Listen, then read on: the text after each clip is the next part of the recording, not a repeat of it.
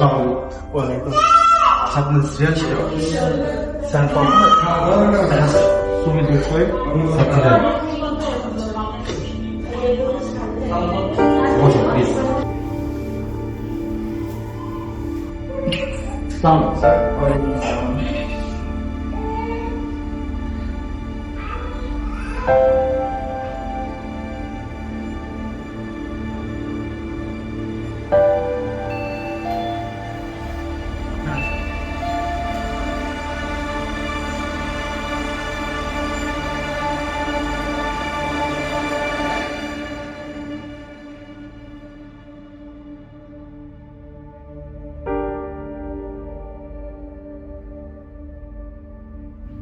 বসেন এখানে প্লিজ।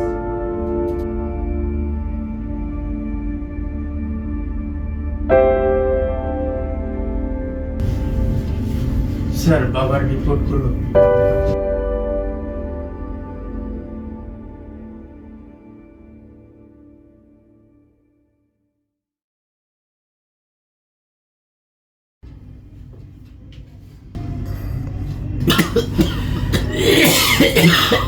ঠিক আছে বাবা, আপনার রোগীকে বাইরে নিয়ে যান। আচ্ছা ডক্টর চল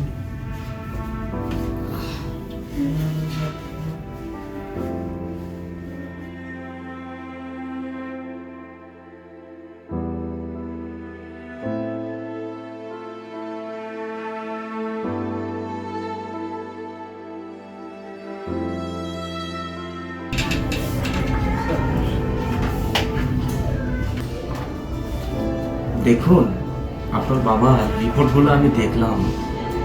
আসলে কোনো খারাপ খবর আমাদের হাতে আর কিছু করার নাই। আপনার বাবার রিপোর্টে ক্যান্সার ধরা পড়েছে। কিছু করার নেই বাবাকে যদি বিদেশে নিয়ে যাই ওখানে তো উন্নত চিকিৎসার ব্যবস্থা আছে বাবা তো ঠিক হবে হবে না ডক্টর আপনার বাবার ক্যান্সারের লাস্ট স্টেজে চলে আসছে। এখন আসলে চিকিৎসা করেও কোনো কাজ হবে না। ওর থেকে ভালো হবে আপনারা ওনাকে বাসায় নিয়ে যান।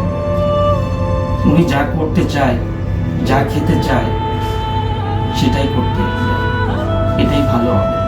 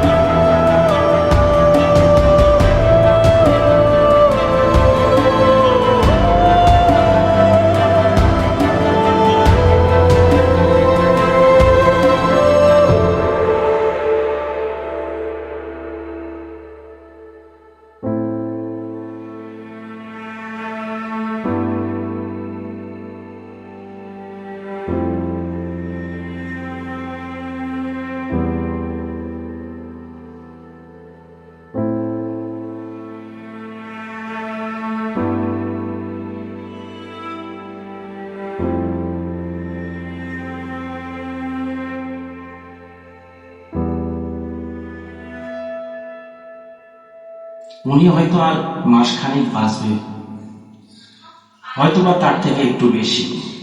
উনি হয়তো আর মাসখানেক বাঁচবে, হয়তো বা তার থেকে একটু বেশি।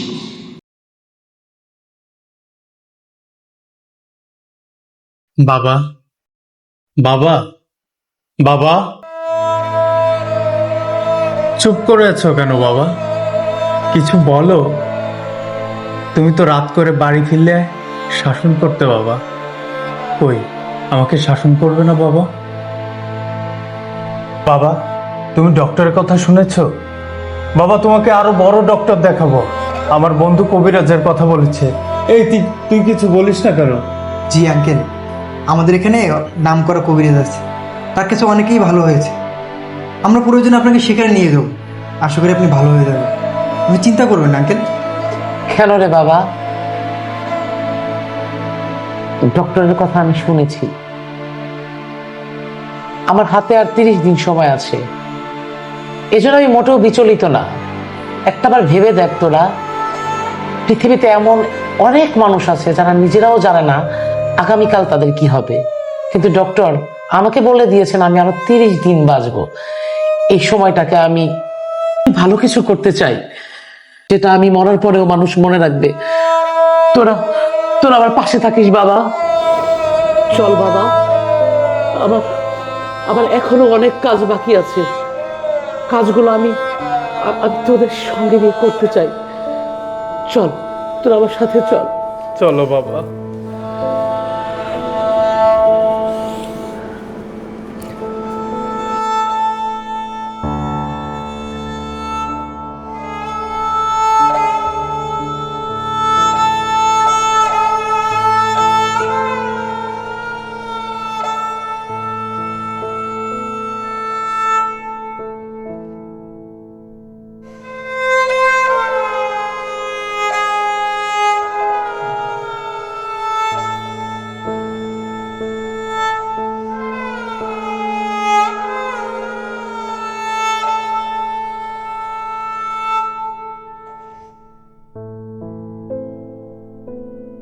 তুমি চিন্তা করো না, দেখো তুমি ঠিক সুস্থ হয়ে যাবে বাবা।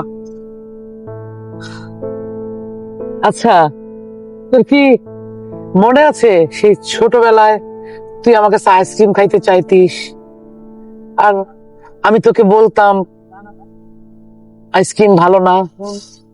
চল না বাবা, তোকে আজকে আমি আইসক্রিম খাওয়াই। বাবা, আমি কি সেই ছোট্ট আছি? দেখছো না আমি কত বড় হয়ে গেছি। আরে বাবা, বাবা মায়ের কাছে সন্তান কখনো বড় হয় না, সে যত বড়ই হোক না কেন বাবার কাছে সেই ছোট্ট শিশুটাই। চল। চলো বাবা।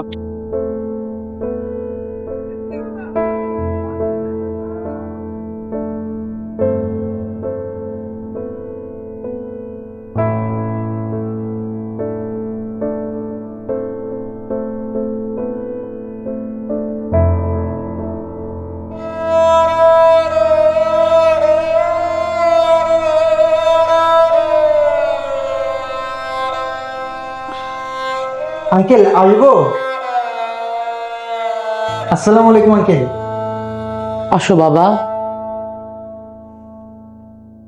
আঙ্কেল, আপনি যেভাবে বলছিলেন ঠিক সেভাবে রেডি করে নিয়ে এসেছি সব।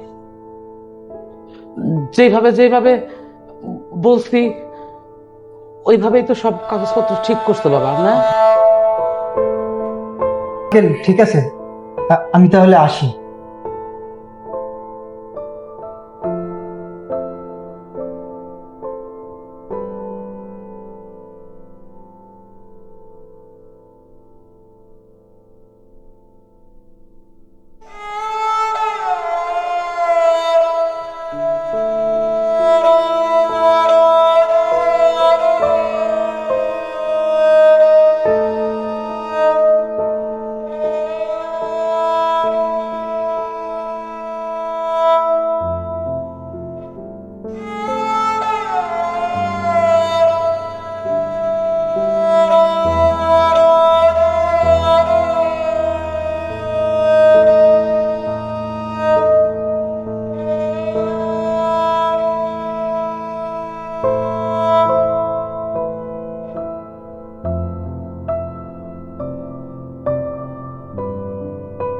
রাহাত,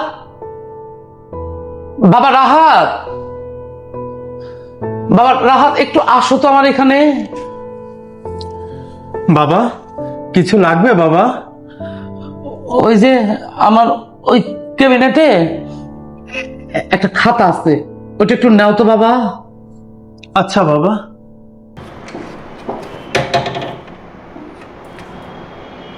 বাবা, এই খাতাটা? হ্যাঁ, এই খাতাটা।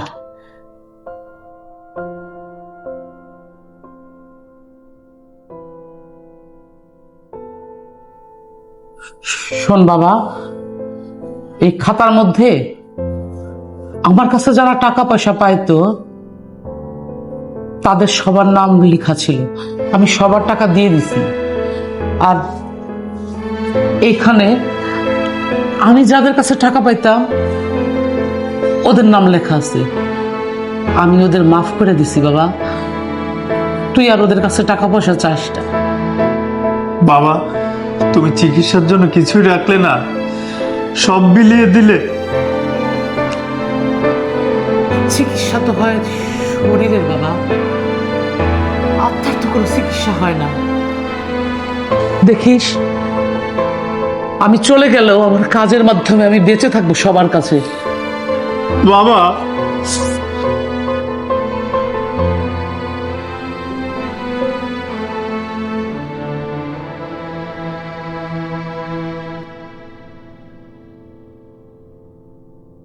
বন্ধু আছিস? তুই আছিস? যাক, তোকে পেয়ে ভালো হলো। আঙ্কেল মারা যাওয়ার আগে অনেকগুলো কাজ দিয়ে গেছিল আমাকে, তোকে বোঝাই দিই। এ দেখ, তোর নামে এখানে যে সম্পত্তি ছিল তার 50% দিয়েছে। আর এটা হলো তোর ওই যে লাইব্রেরির যে দলিলটা উইল করে দিয়ে গেছিল। আর এটা হলো মাদ্রাসার। তুই একটু বুঝে নে দোস্ত। আঙ্কেলের অবর্তমানে সব দায়িত্ব তো তোকেই পালন করতে হবে। আর তুই চিন্তা করিস না, আমরা তো আছি তোর সাথে। আমি একটু কোর্টে যাবো দোস্ত, তাহলে তুই থাক।